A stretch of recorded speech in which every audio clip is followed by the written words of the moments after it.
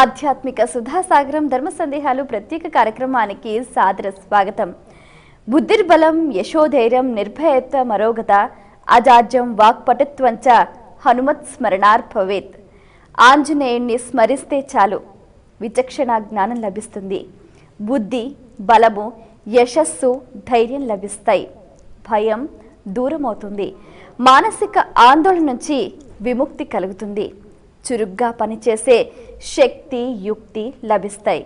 హనుమత్ జయంతి సందర్భంగా ఆ పవనసుతుడు అంజనీ కుమారుడు అపర భక్తాగ్రేసరుడైన హనుమంతుడి గురించి ఎన్నో విషయాలు తెలుసుకోవాలని ప్రేక్షకులు ఎంతో ఆసక్తిగా మన ఈ కార్యక్రమానికి ఉత్తరాల ద్వారా ఈమెయిల్స్ ద్వారా వాళ్ళ సందేహాల్ని రాసి పంపించారు. వాటన్నిటికీ శాస్త్రీయ సమాధానాలు అందించడానికి మన ముందున్నారు ప్రముఖ రచయిత ఆధ్యాత్మిక రత్న సూక్తి సుధాకర, మీ అందరికీ సుపరిచితులైన డాక్టర్ అన్నదాన చిదంబర శాస్త్రి గారు. వారితో మాట్లాడి మరిన్ని విషయాలు వారి మాటల్లో తెలుసుకుందాం. ఈనాటి కార్యక్రమాన్ని ప్రారంభిద్దాం. నమస్కారం అండి. నమస్కారం అమ్మా. మొదటి ఉత్తరం చూద్దామండి. చెప్పండి అమ్మా. ఏలూరు నుంచి సుధా రాస్తున్నారు.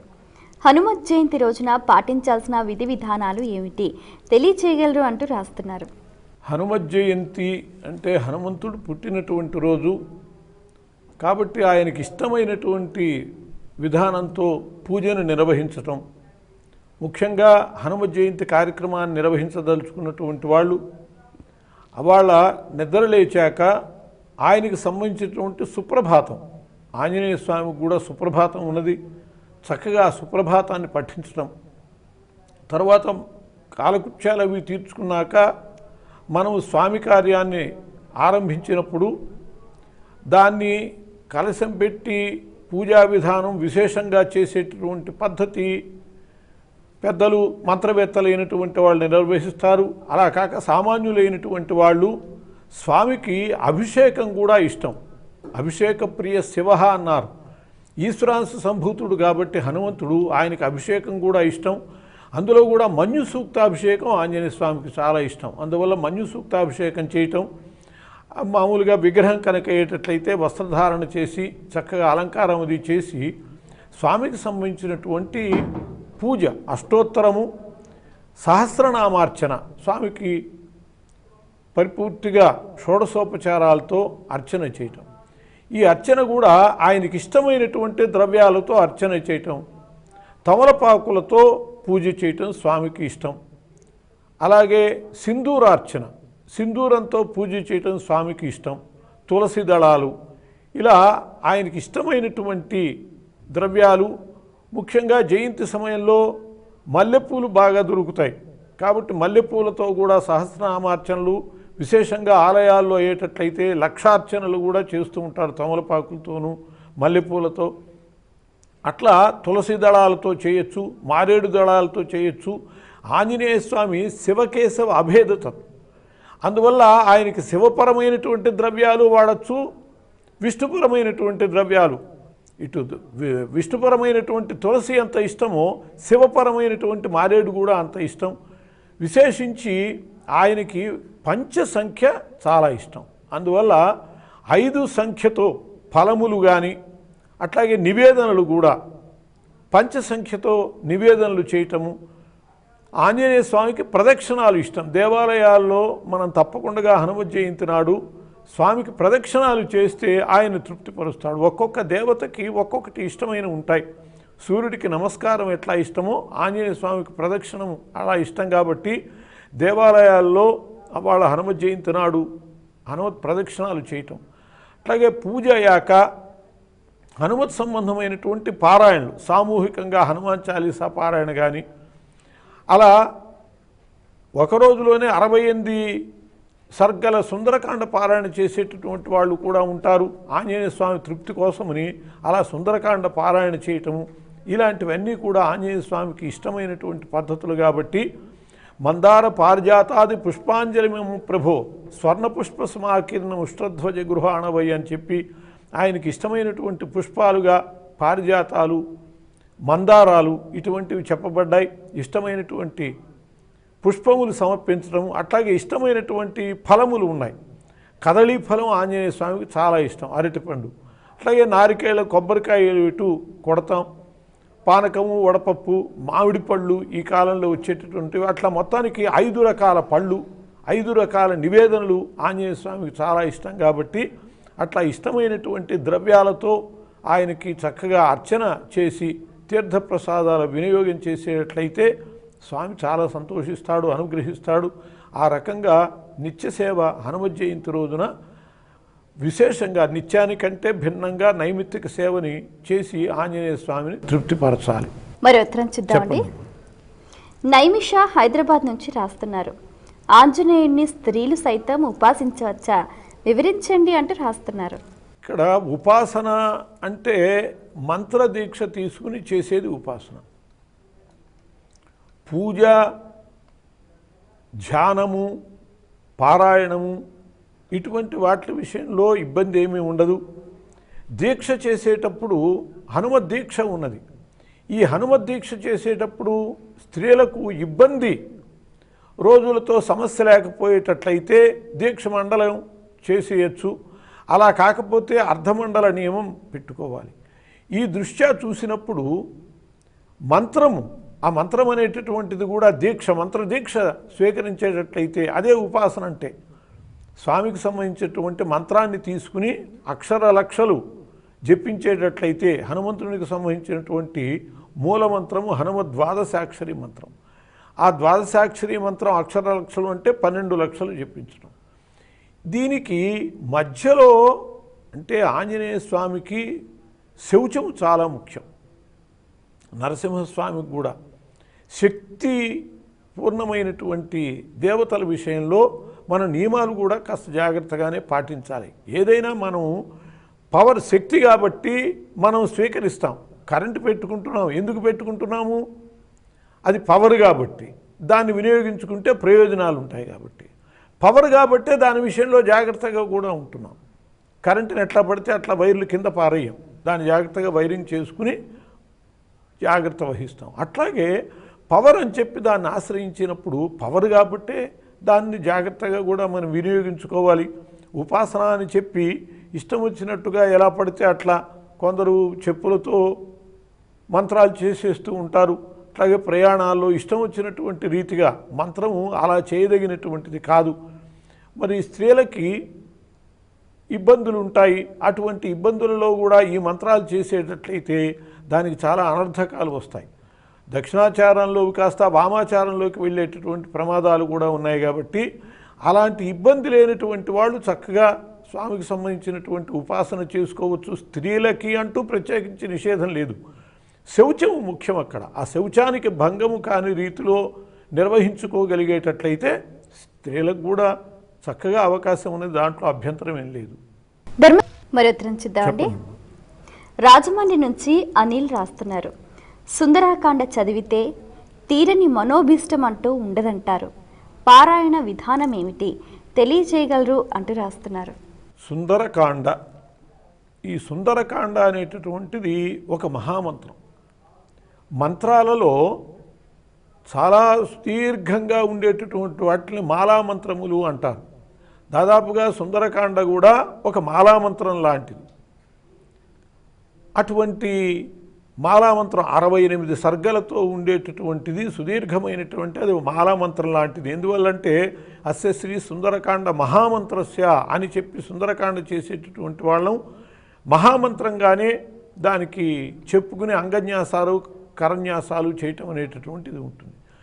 కాబట్టి నియమబద్ధంగా పద్ధతిగా చేయదలుచుకునేటట్లయితే సుందరకాండ కూడా దాన్ని ఉపాసనలాగానే గురుముఖత స్వీకరణ చేసి, మంత్రం ఏ విధంగా గురువు ముఖత స్వీకరించి చేసుకుంటామో అట్లాగా సుందరకాండ కూడా అలా చేసుకోదగినటువంటిది. అలా పారాయణ చేసుకునేటటువంటిదే ప్రధానమైనటువంటి విధానం. అలా కాక కొందరు ఏవో ప్రయోజనాలను ఆశించి సుందరకాండలో మొత్తము కాండ పారాయణ చాలా విశేషమైనటువంటిది. పారాయణలు చాలా విధానాలు ఉన్నాయి సుందరకాండలో.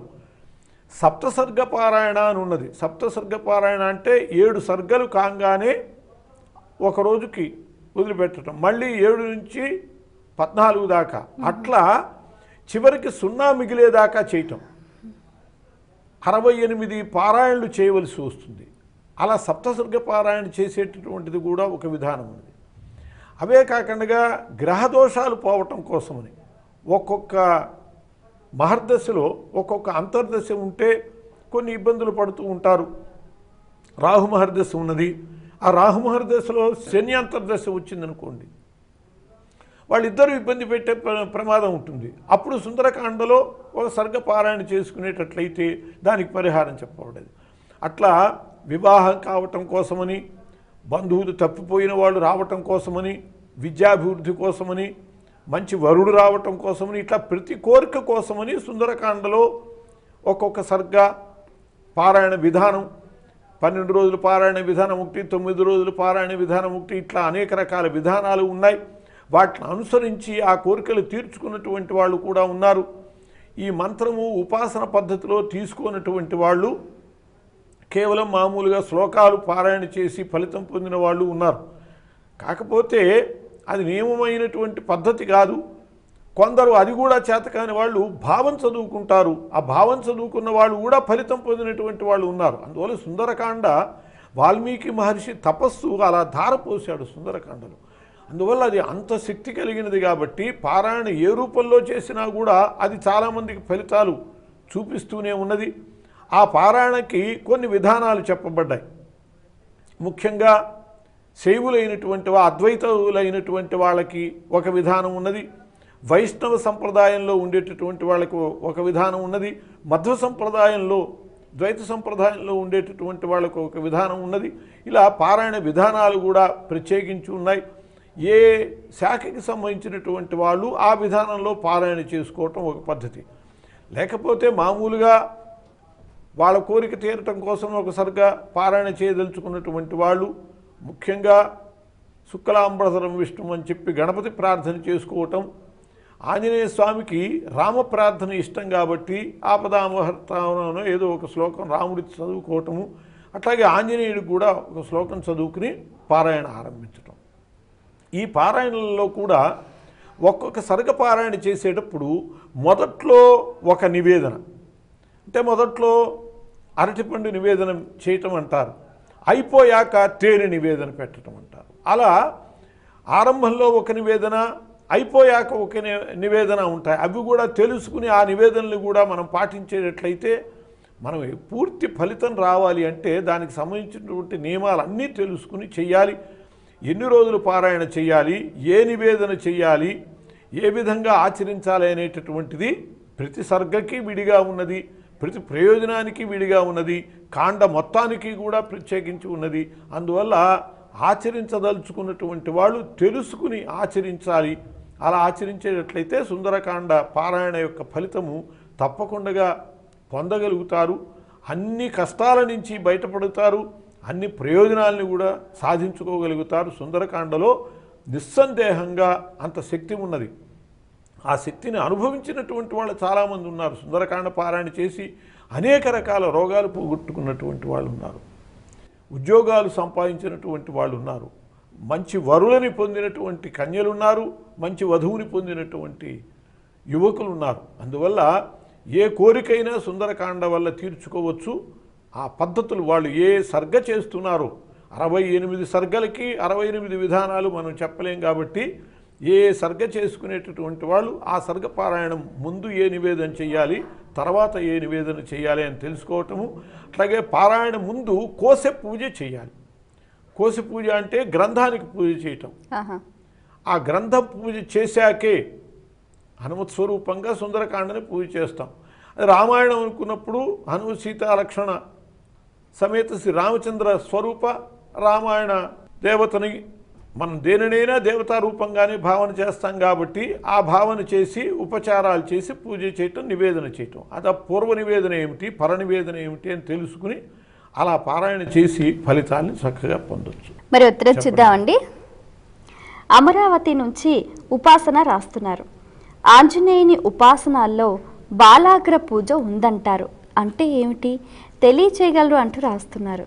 కోరికలు తీర్చుకోవటానికి దీనికి బాలాగ్ర పూజ అని చెప్పబడ్డది. ఒక 40 రోజులు బాలాగ్ర పూజ అంటే ఆంజనేయ స్వామి యొక్క తోక మీద ఒక్కొక్క రోజు ఒక్కొక్క మాట పారాయణ చేసి లేదు పూజ చేసి, ముఖ్యంగా బాలాగ్ర పూజ అనేటటువంటిది లాంగూలాస్త్రంతో చేయాలి. లోలల్లాంగూలపాతేన మమారాతీన్ నిపాతయ అని ఆ మకుటంతో ఉంటుంది లాంగూలాస్త్రం.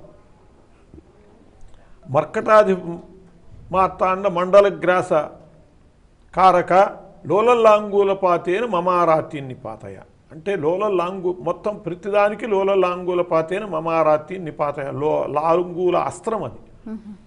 లోలల్లాంగూలపాతేన మమారాతీన్ నిపాతయ అంటే వేలాడేటటువంటి నీ తోక యొక్క దెబ్బలతో నా శత్రువుల్ని పడగొట్టు అని చెప్పటం. కాబట్టి శత్రుంజయానికి ఈ బాలాగ్ర పూజ విశేషంగా ఉపయోగపడుతుంది. ఈ లాంగూలాస్త్రంతో ఇది చేయటం అంటే ఒక రోజు లాంగూలాస్త్రం చదవటము, ఒక బొట్టు పెట్టడం. అట్లా అనులోమంగా విలోమంగా చేయాలి. అనులోమం అంటే తోక మొదటి నుంచి చివరి దాకా ఒక 20 రోజులు బొట్లు పెట్టడం, మళ్ళీ తోక చివరి నుంచి మొదటి దాకా 20 రోజులు బొట్టు పెట్టడం అంటే విలోమంగా. మొదటి నుంచి తోక చివరికి వెళ్ళేది అనులోమం 20 రోజులు, తోక చివరి నుంచి మళ్ళీ మొదటికి వచ్చేది 20 రోజులు, మొత్తం మండలం రోజులు 40 రోజులు ఈ బాలాగ్ర పూజ చేసి పూజ చేయాలి. ఈ బాలాగ్ర పూజలో శత్రుంజయం కాకుండా అభీష్టము నెరవేరటం కోసమని, అనుగ్రహాన్ని పొందటం కోసమని చేసేటటువంటి వాళ్ళు స్వామి పూజ చేసి చక్కగా షోడశోపచారాలతో స్వామిని పూజించి ఏదో ఇష్టమైనటువంటి ధ్యానం చేసుకుని ఒక బొట్టు పెట్టడం, అలా చివరి దాకా పెట్టి మళ్ళీ 20 రోజులకి చివరి నుంచి మొదటి దాకా పెట్టడం.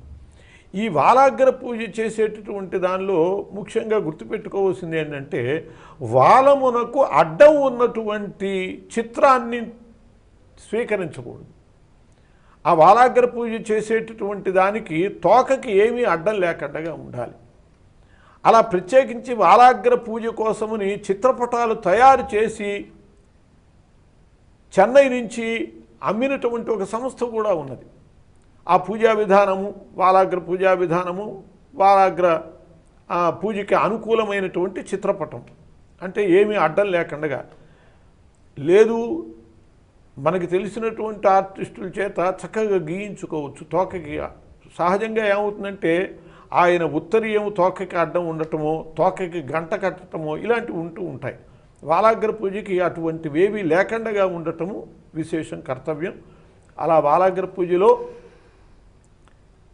లాంగూలాస్త్రాన్ని కానీ పూజా విధానాన్ని కానీ వినియోగించుకుంటూ మండలం పాటు చేసి చక్కగా చివరిలో పూజ చేసేటట్లయితే ఆ స్వామి అనుగ్రహం పొందటానికి ఇది ఒక మంచి మార్గం. మరి ఉత్తరం చూద్దామండి. వరంగల్ నుంచి శ్రీజ రాస్తున్నారు, అరటి చెట్టు కింద ఆంజనేయుని పూజా విశేషం ఏమిటి, పూజా ఫలం ఏమిటి తెలియజేయగలరు అంటూ రాస్తున్నారు. ఆంజనేయ స్వామికి కదలీ వృక్షంతో చాలా సంబంధం ఉన్నది. అసలు ఆయన నిత్య నివాసము కదలీవనమే. రంభావన విహారాయ గంధమాదనవాసినే, ఆయన ఎప్పుడూ కూడా గంధమాదన పర్వతం మీద అరటి తోటలో నివసిస్తూ ఉంటాడు. అందువల్ల అరటి తోట ఆయనకి చాలా ముఖ్యం. అంతేకాదు మార్గశిర శుద్ధ త్రయోదశి నాడు హనుమద్వ్రతము అని వస్తుంది. ఈ హనుమద్వ్రతము అసలు అరటి తోటలోనే చెయ్యాలి. అరటి తోట మనకి సాధ్యం కాదు కాబట్టి అరటి స్తంభాలు తీసుకొచ్చి చుట్టూతా పెట్టుకుని అలా ఆ వ్రత మంటపాన్ని సిద్ధం చేసుకుని వ్రతం నిర్వహించుకునేటటువంటి పద్ధతి ఇప్పుడు చేస్తూ ఉంటారు. కాబట్టి అరటి ఆయనకి రంభావన విహారి కాబట్టి అరటి చాలా ముఖ్యం. కేవలం రంభావన విహార అవ్వటమే కాదు, శాస్త్రం చెప్పింది కదళీవన మధ్యస్థం పూజేజ్య కపీశ్వరం తస్య పుణ్యగుణం ప్రోక్తం గుణితం కోటి సంఖ్యయా అని చెప్పారు. మామూలుగా విడిగా చేసినటువంటి పూజకి అరటి తోటలో ఆంజనేయ స్వామికి పూజ చేసినటువంటి దానికి 1,000,000 రెట్ల ఫలితం ఉంటుంది అని చెప్పబడింది. అంటే 1,000,000 అనేటటువంటిది అనేక రెట్ల ఫలితాన్ని ఇస్తుంది అనేది అనుకోవాలి. అలా ఒక పారాయణ చేసిన విడిగా మనం చేసుకునే బదులు అరటి తోటలో కూర్చుని కనుక పారాయణ చేసేటట్లయితే ఆంజనేయ స్వామికి ఒకసారి చేస్తే 1000 సార్లు 1,00,000 సార్లు చేసినంతటి ఫలితాన్ని ఇచ్చే పరిస్థితి వస్తుంది. అంటే హనుమాన్ చాలీసా 1,00,000 పారాయణ చేయాలని అనుకుని ఒక మాట వెళ్ళి పారాయణ చేసి 1,00,000 పారాయణ చేశామని చెప్పి ప్రకటించుకోవటం అది కాదు పద్ధతి. మామూలుగా విడిగా చేసిన దానికంటే అరటి తోటలో చేసేటటువంటి దానికి అంత విశేషమైనటువంటి ఫలితం వస్తుంది అని శాస్త్రం చెబుతోంది. అరటికి సంబంధించినటువంటి సమస్తము స్వామికి ఇష్టమే. అరటి పండ్లు మిగతా పండ్లన్నిటికంటే ఆంజనేయ స్వామికి చాలా ఇష్టమైనటువంటిది అరటిపండు. అరటిపండు నివేదన చేస్తే ఆయన సంతృప్తి పడతాడు. అంతేకాదు అరటి పళ్ళతో పూజ చేయటం కూడా ఉన్నది. 1,00,000 కదలి ఫలార్చన చేసినటువంటి వాళ్ళు ఉన్నారు. నిన్న కాక మొన్న కూడా గుంటె ఆంజనేయ స్వామికి 1,00,000 కదలి ఫలార్చన జరిగింది. 1,00,000 అరటి పళ్ళతో పూజ. మామూలుగా పుష్పాలతో పూజ చేస్తాం, ఆంజనేయ స్వామికి పళ్ళతో కూడా అరటి పళ్ళతో పూజ చేయటం కూడా ఆయనకి చాలా ఇష్టమే. అందువల్ల కదలికి సంబంధించినటువంటి సమస్తము ఆంజనేయ స్వామికి ఇష్టం కాబట్టి ఆ కదలి ఫల నివేదనము కదలి ఫలార్చన మనకి వివేకానందుని యొక్క బాల్య సంఘటన ఒకటి కనపడుతుంది. ఆయన 7-8 ఏళ్ల పిల్లవాడు బడి నుంచి వస్తున్నాడు. ఎవరో పురాణం చెబుతూ ఆంజనేయ స్వామి అరటి తోటలో ఉంటాడు అని చెప్పారట. వెళ్ళిపోయాడు నరేంద్రుడు. చిన్నపిల్లవాడు, ఉత్సాహం చిన్నప్పటి నుంచి.